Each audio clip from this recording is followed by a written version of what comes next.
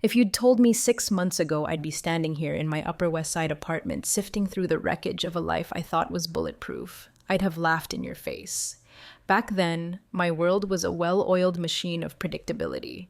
From the unspoken chill in my marriage to the measured rhythm of my stepson's footsteps echoing on the hardwood floors, everything was on schedule. But life, it's got a funny way of throwing curveballs, doesn't it? Sometimes, in a split second, the whole game changes. It started innocently enough, the way these things usually do. I was suffocating, crushed under the weight of routine, of beige walls and polite conversation. Running seemed like the answer, a few miles pounding the pavement in the cool New York night air, a space just for me and my thoughts. And for a while, that's all it was. Simple, harmless. Then Ethan started joining me. I didn't think much of it at first. He was young, restless, probably bored out of his skull living with his dad and me in this mausoleum of an apartment. His presence was a surprise, but not unwelcome. He pushed me harder, teased me about my pace, and before long, those runs became the highlight of my day. But somewhere along the line, the dynamic shifted. A lingering glance here, a brush of his hand against my arm there. By the time I realized how far off course we'd drifted, it was too late to turn back. I can't pinpoint the exact moment it happened. Maybe it was that night the heavens opened up, and we were caught in a downpour in Central Park, laughing like kids, drenched to the bone.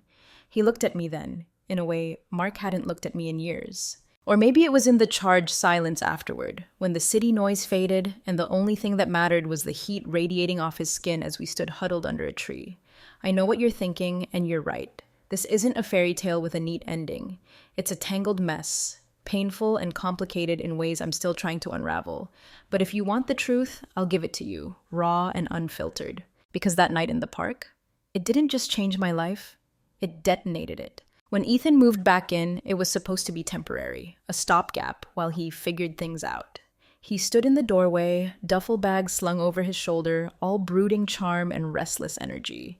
I wasn't thrilled, to say the least. But Mark, ever the peacemaker, insisted. "He's my son, Sarah," he'd said, his tone leaving no room for argument.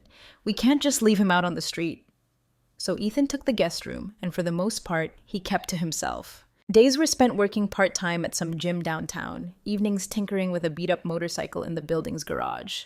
He was polite, even charming at times, but there was a guardedness about him, a distance I couldn't quite bridge. My relationship with Mark, meanwhile, was as flat as day-old soda. 15 years of marriage, and somewhere along the way, we'd just stopped trying. His corporate law career consumed him, leaving crumbs for anything else. We spoke in pleasantries, moved through the apartment like ghosts passing in the night.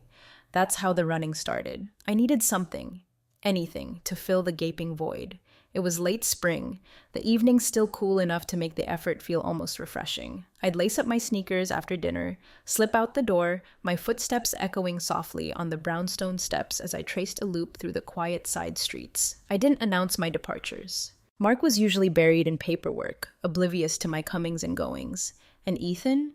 Ethan was living his own separate life, or so I thought. "Mind if I join you?" His voice startled me one night as I stretched on the stoop. I turned to see him standing there, already in running gear, a faint smirk playing on his lips. "I didn't know you ran," I said, more out of surprise than anything else. "I don't," he admitted, "but it looks like you could use the company." I hesitated. Part of me wanted to say no, to keep this small ritual sacred, mine alone. But another part, the part that had grown accustomed to being invisible, couldn't bring itself to refuse. "Suit yourself," I said, shrugging, trying to sound nonchalant. It became our thing after that. Every evening, Ethan and I would set out together, his easy stride matching mine as we fell into an unspoken rhythm. At first, the conversation was light, surface-level stuff. His job, my work designing interiors, the neighbor's yappy dog. But as the weeks passed, our exchanges deepened. "I'm glad I came back here," he said one night as we jogged past the brownstones lining Riverside Park. "Even if it's just temporary. Being out of the military, it's harder than I thought it would be." I glanced at him, surprised by the vulnerability in his voice. "What do you mean?" Ethan hesitated, his gaze fixed on the path ahead. "It's like I don't know who I am anymore.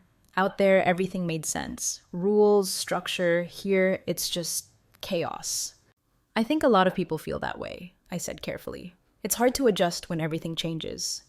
"Yeah," he murmured, still staring straight ahead. The change between us was subtle at first. During one of our runs, Ethan reached out to steady me as I stumbled over a cracked sidewalk. His hand lingered on my arm for a moment longer than necessary, and a spark of something I couldn't name flickered between us. "Careful," he said, his tone light but his eyes serious. I laughed it off, but the moment replayed in my mind long after I'd gone to bed. The pivotal moment came a few nights later. We'd finished our usual loop and were sitting on a bench overlooking the Hudson, catching our breath. The city skyline glittered across the water, a million tiny lights against the velvet night. "I think this is my favorite part," Ethan said, gesturing to the quiet around us, the hush that fell over the city at night. "The stillness. It's like the whole world disappears." I nodded, my gaze drifting to the shadows dancing on the river. "It's peaceful," I agreed. For a while, neither of us spoke. The silence stretched between us, heavy but not uncomfortable. Then Ethan turned to me, his expression unreadable. "Sarah," he said softly. I looked at him, my breath catching in my throat. "What is it?" Before I could process what was happening, he leaned in, his lips brushing mine in a tentative, almost hesitant kiss. We pulled apart almost immediately, both of us startled by what we'd done. "I'm sorry," Ethan said quickly, his voice barely above a whisper. "It's okay," I replied, though the words felt hollow. But as I looked at him, I realized something that shook me to my core. I didn't regret it. After the kiss, there was no running the next evening or the evening after that. I told myself I needed space to think, to figure out what had happened and what it meant. But the truth was, I couldn't stop replaying that moment on the park bench. The warmth of his lips on mine, the way his gaze lingered, as if waiting for me to pull away, and I hadn't. For days, the apartment felt unbearably small. Mark was his usual distracted self, too preoccupied with work to notice my restlessness. Ethan, meanwhile, stayed in his room or disappeared to the gym, giving me the distance I claimed I wanted, but secretly hated. It wasn't until the third night that I found myself on the stoop again, lacing up my sneakers as if on autopilot. I told myself I was going out alone, that I needed the solitude to clear my head. But as I stepped out into the cool evening air, Ethan appeared at the bottom of the steps, his own running gear already on. "Mind if I join?" he asked, his tone tentative. I hesitated, the memory of his kiss hanging between us like an unspoken question, but then I nodded, unable to find the words to refuse. Our run that night was quieter than usual, the rhythm of our footsteps the only sound breaking the stillness. Neither of us spoke as we rounded our familiar loop, but the tension was palpable, a charged current humming just beneath the surface. When we reached Central Park, the first drops of rain began to fall, light at first, but quickly building into a steady downpour.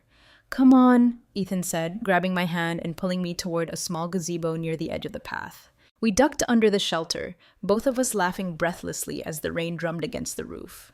I shook the water from my hair, aware of how close he was standing, the heat of his body cutting through the chill of the evening. "You okay?" he asked, his voice softer now. I nodded, but the words caught in my throat as I looked up at him. His hair was damp, droplets clinging to his lashes, and his eyes held that same intensity I'd seen on the bench. "Then," I started again, but he silenced me with a kiss. Deeper and more insistent this time. For a moment, I let myself melt into him, the world outside the gazebo fading into a blur of rain and shadows. His hands found my waist, pulling me closer, and I felt my resolve slipping away, replaced by a need I hadn't felt in years. When we finally pulled apart, I pressed a hand to his chest, my breath ragged. "This isn't right," I whispered, though my body betrayed the words. "I know," he said, his voice low and steady, "but I don't care." The days that followed blurred into a whirlwind of stolen moments and whispered confessions. Ethan and I avoided Mark as much as possible, finding excuses to leave the apartment at different times, or retreating to the guest room when he wasn't home. At first, it felt like a reckless game, each meeting charged with the thrill of secrecy. But as the weeks passed, the reality of what we were doing began to sink in. "We can't keep this up," I said one afternoon as we sat in the gazebo, our usual meeting spot. "Someone's going to find out."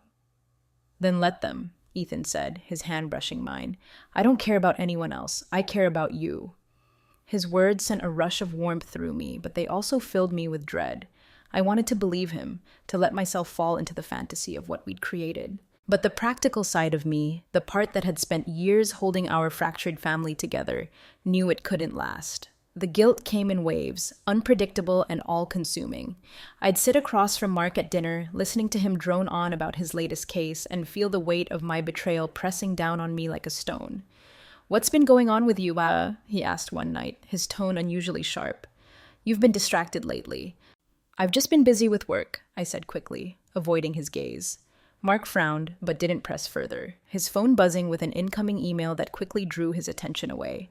Ethan, meanwhile, seemed untouched by the guilt that plagued me. He was bolder than ever, finding excuses to touch me when we were alone, sneaking into my room late at night when Mark was working late at the office. "You worry too much," he said one evening as we lay tangled in the sheets, his fingers tracing lazy patterns along my arm. "We're not hurting anyone." But we were. And deep down, I knew it was only a matter of time before the cracks in our carefully constructed facade began to show. It happened one evening as Ethan and I sat in the gazebo, the glow of the setting sun casting long shadows across the park. We'd lost track of time, caught up in a quiet conversation about everything and nothing, when I heard the sound of footsteps approaching. "Sarah?"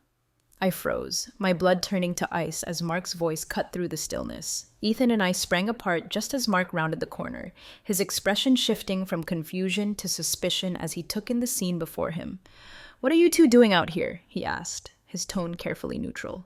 "We were just talking," I said quickly, my voice trembling. "I wanted to get some fresh air, and Ethan happened to be here." Mark's eyes lingered on me for a moment too long before he nodded, his expression unreadable. "Well, don't stay out too late," he said, turning and walking away without another word. As soon as he was out of earshot, I turned to Ethan, my heart pounding. "That was too close. He knows something." "He doesn't know anything," Ethan said, though his voice lacked its usual confidence. But I wasn't so sure. The close call with Mark shook me more than I cared to admit. For the first time since our affair began, I found myself questioning whether it was worth the risk. "We should stop," I said one night as Ethan and I sat on the edge of my bed, "before we ruin everything." "Do you really believe that?" he asked, his voice soft. I hesitated, the weight of his gaze making it impossible to lie. "I don't know," I admitted, "but I'm scared of what's going to happen if we don't." Ethan reached for my hand, his grip firm but gentle. "I don't want to lose this," he said. "I don't want to lose you." His words brought tears to my eyes, but they also deepened the ache in my chest, because as much as I wanted to believe in the world we'd built for ourselves, I knew it wasn't sustainable. And as I lay awake that night, staring at the ceiling, I couldn't shake the feeling that our time was running out. After the near discovery in the park, Mark's behavior began to change. At first, it was subtle, a lingering glance when I entered the room, a question asked in a tone that felt sharper than necessary. But as the days passed, his suspicion became more overt.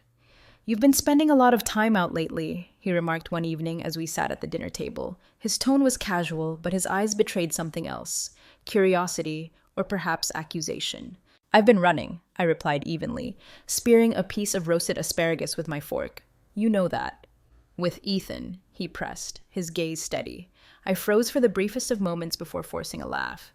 "He's been joining me sometimes, yes, trying to stay in shape." Mark nodded, his expression unreadable. "Interesting." The conversation ended there, but the tension lingered, hanging over the table like a storm cloud. Unbeknownst to me, Mark's suspicion had driven him to take drastic action. A few days later, while I was out running errands, a man arrived at the apartment. He was dressed in a crisp gray suit, his demeanor professional but intimidating. "I'm here to see Mr. Hartwell," he said when Ethan answered the door. Ethan frowned, stepping aside reluctantly as Mark appeared in the foyer. "Victor Martel," the man introduced himself, extending a hand. "Private investigator." Mark shook his hand, his jaw tightening. "Come into my office," he said. Ethan lingered in the hallway, his unease growing as he watched the two men disappear into Mark's study. He didn't know what they were discussing, but the presence of a private investigator could only mean one thing: Mark was digging. Over the next few days, I noticed subtle changes in Mark's behavior. He began coming home earlier than usual, his briefcase noticeably lighter, as if he'd left work unfinished. He spent more time observing Ethan and me, his eyes sharp and calculating. "Is everything okay?" I asked one evening as we sat in the living room. "Fine," Mark replied curtly, his gaze flickering toward Ethan, who was sitting across the room scrolling through his phone. But it wasn't fine. I could feel the walls closing in, the sense of security I'd clung to crumbling with every passing moment. The storm broke one evening when Mark came home earlier than expected. I was in the kitchen preparing dinner when I heard the door slam with a force that made the windows rattle. "Sarah!" he called, his voice cold and hard. I turned to see him standing in the doorway, a manila folder clenched tightly in his hand, his expression a mixture of anger and triumph, his jaw set like granite. "What's going on?" I asked, my voice trembling. "I think you know," he said, his tone razor sharp. He opened the folder and pulled out a series of photographs, throwing them onto the counter. The images were grainy but unmistakable. Ethan and me at the gazebo, our bodies close, his hand brushing against mine. "I hired a private investigator," Mark said, his voice low and dangerous. "He's been following you for weeks." My heart dropped into my stomach as I stared at the evidence of my betrayal. The truth laid bare and stark, black and white. "Mark, I stammered. He interrupted, slamming his hand onto the counter. "Don't you dare try to deny it." The sound of raised voices brought Ethan into the kitchen, his expression shifting from confusion to horror as he saw the photographs. "Dad," he began, but Mark turned on him, his face contorted with rage. "How could you?" Mark demanded, his voice cracking. "How could you do this to me? To this family?" "It's not what you think," Ethan said, his voice shaking. Mark laughed bitterly, the sound harsh and cutting. "Not what I think? These pictures say otherwise, don't they?"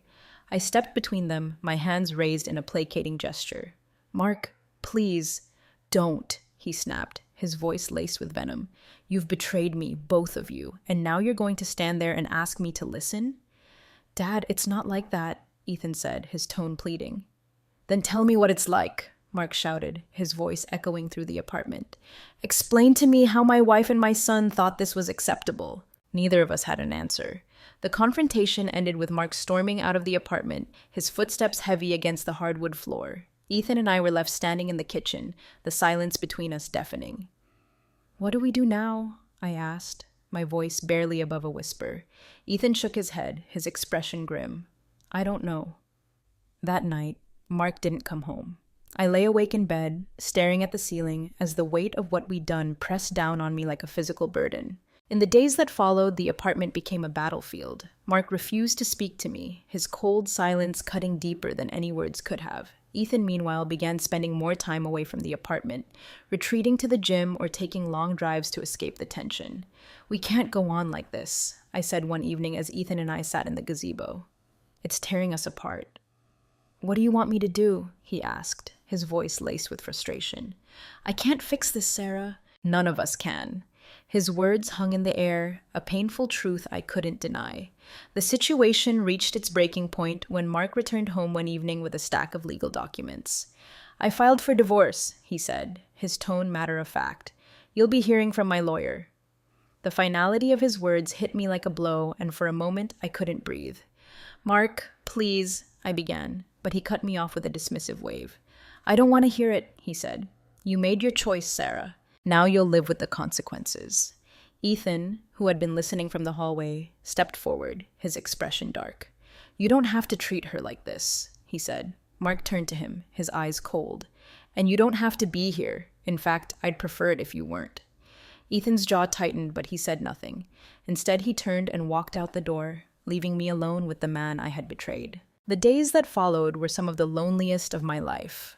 Mark moved out of the apartment, leaving behind only the echo of his anger and the papers that marked the end of our marriage. Ethan, too, disappeared, his presence reduced to the occasional text or voicemail. I spent my days going through the motions, my once bright world now painted in shades of gray. The gazebo, once a place of comfort, now felt like a monument to everything I had lost. But even in the midst of the chaos, a small part of me clung to the memory of what Ethan and I had shared. It wasn't perfect, far from it, but it was real. And in a world that had become so hollow, that small spark of truth was enough to keep me going. The days after Mark's departure were marked by a hollow stillness. The apartment felt too large, the rooms echoing with a silence that seemed to mock me. Each night, I would lie awake in the empty bed, haunted by memories of Mark's anger, Ethan's absence, and my own betrayal. I tried to reach Ethan, leaving voicemails that went unanswered, and texts that remained unread. Each passing day without a response deepened the ache in my chest, the weight of his absence more crushing than I wanted to admit. For a while, I thought he might never come back. It was nearly 2 weeks later when I heard the sound of a motorcycle pulling into the driveway. My heart leapt as I rushed to the window, and there he was, Ethan, stepping off the bike with an air of quiet exhaustion. I opened the door before he could knock, the sight of him filling me with a complicated mix of relief and anger. "You're back," I said, my voice sharper than I intended. "I'm sorry," he replied, his tone soft. "I needed some time." "To do what?" I demanded. "Disappear without a word?" Ethan sighed, running a hand through his hair. "I didn't mean to worry you. I just needed to figure things out." "And did you?" I asked, crossing my arms. His eyes met mine, and for a moment he looked vulnerable in a way I hadn't seen before. "Not really," he admitted. Over the next hour, Ethan told me everything about his time in the military, the choices he'd made, and the debts he'd incurred while trying to help a friend who had fallen on hard times. "It got out of control," he said, his voice heavy with regret. "I thought I could fix it, but I ended up making things worse." I listened in silence, the weight of his words settling over me like a thick fog. "And now?" I asked. "Now they found me," he said. "A man named Victor Martel, not the kind of person you can just ignore." The name sent a chill down my spine. "What does he want?" "Money," Ethan replied. "More than I can pay." It wasn't long before Victor Martel made his presence known. He showed up at the apartment one afternoon, a sleek black car pulling into the driveway with the kind of deliberate menace that sent my heart racing. Ethan met him outside, his posture tense as he approached the car. I watched from the window, my stomach twisting into knots as Martel stepped out. A tall, broad-shouldered man with a cold smile that didn't reach his eyes. "You're late, Ethan," Martel said, his tone casual but laced with an undercurrent of threat. "I told you I needed more time," Ethan replied, his voice steady but tight. "Time isn't something I give freely," Martel said, his smile fading. "You owe me, and if you can't pay, I'll take what I'm owed in other ways." His gaze flicked toward the apartment, and I felt a surge of panic. "I'll get you the money," Ethan said quickly, stepping between Martel and the door. "Just leave her out of this." Martel's smile returned, cold and calculating. "You've got 1 week," he said before climbing back into his car. After Martel left, Ethan came inside, his expression grim. "This has to stop," I said, my voice shaking. "You can't keep running from this." "What choice do I have?" he asked, his frustration evident. "I don't have the money, Sarah, and Martel isn't the kind of man you can reason with." "Then we'll figure something out," I said firmly. "But you can't face him alone." Ethan hesitated before nodding. "There's one thing I can try," he said, "but it's risky." He told me about a small stash of cash he'd hidden in a storage unit before leaving the military, a last resort he hadn't wanted to touch. It wasn't enough to cover the full debt, but it might be enough to buy time. The next morning we drove to the storage unit, a small, nondescript building on the outskirts of town.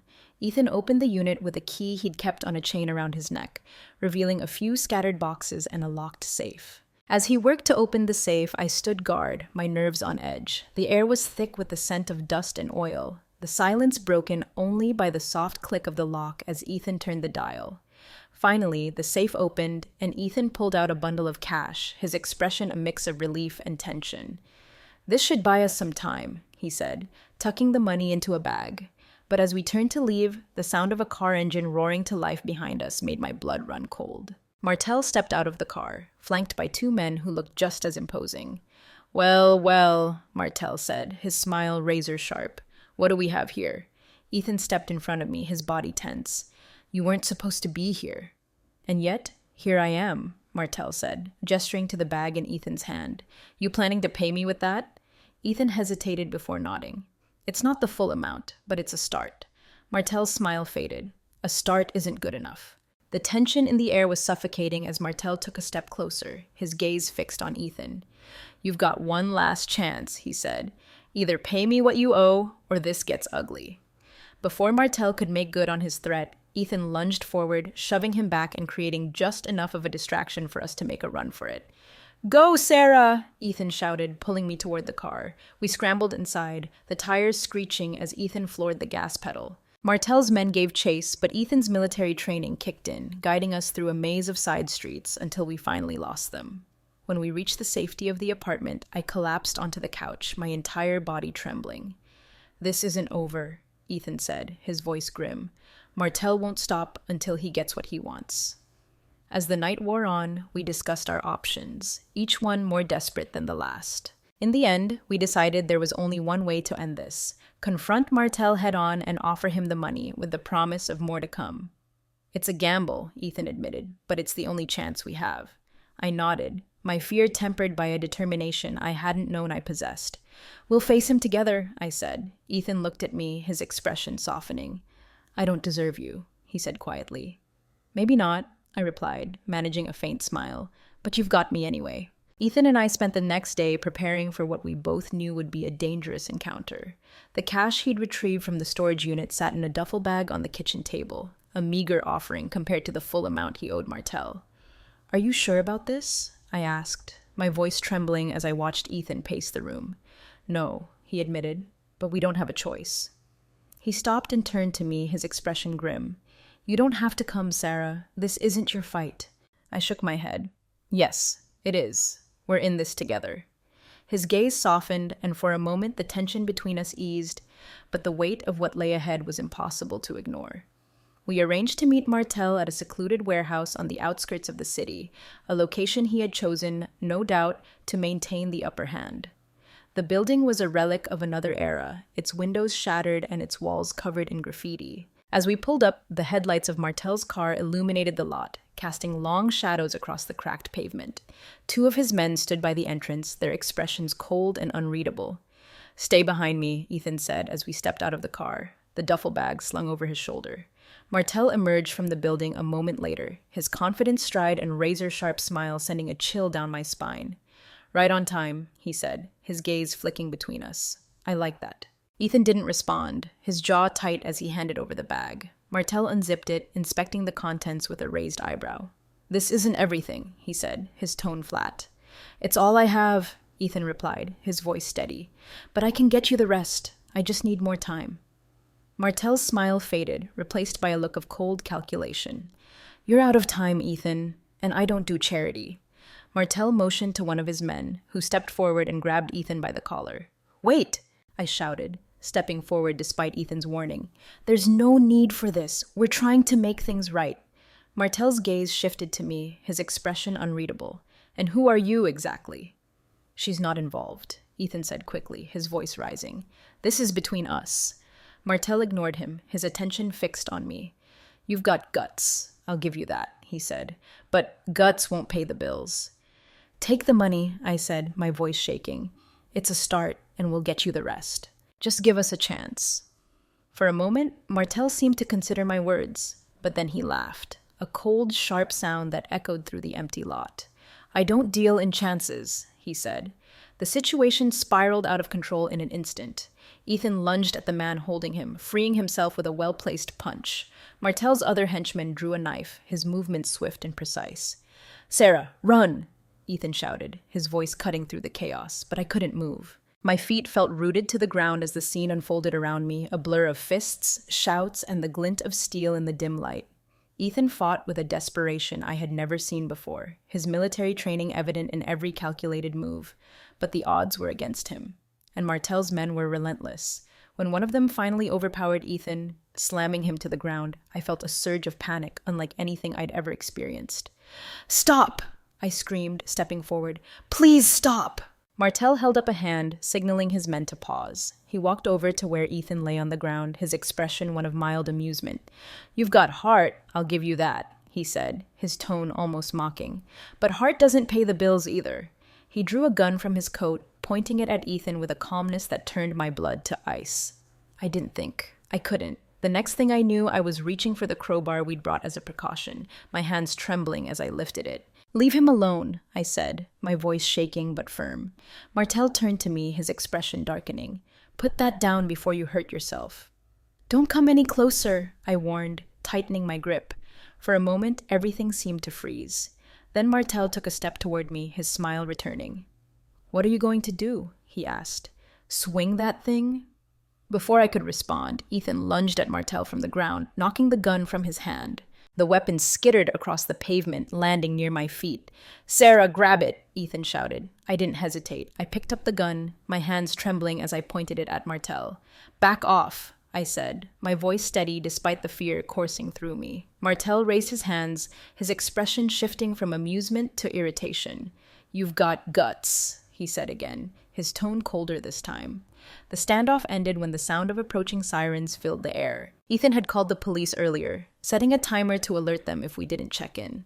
Martel's men scattered, and he glared at us before slipping into the shadows, disappearing into the night. When the officers arrived, Ethan explained the situation, careful to omit the more incriminating details. They took our statements and promised to investigate further, though it was clear Martel wouldn't be easily caught. As we drove home, the adrenaline began to wear off, leaving me drained and shaky. Ethan reached over, his hand finding mine.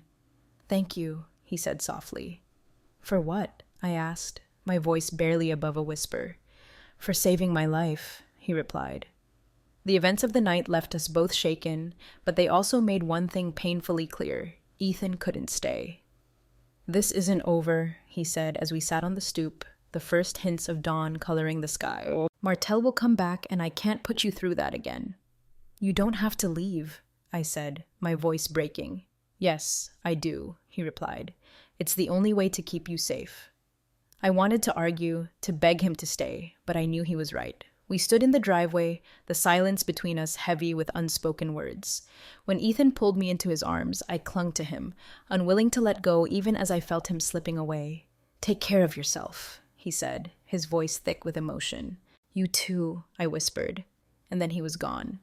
The roar of his motorcycle fading into the distance as the sun rose on an uncertain future. The apartment felt emptier than ever after Ethan left.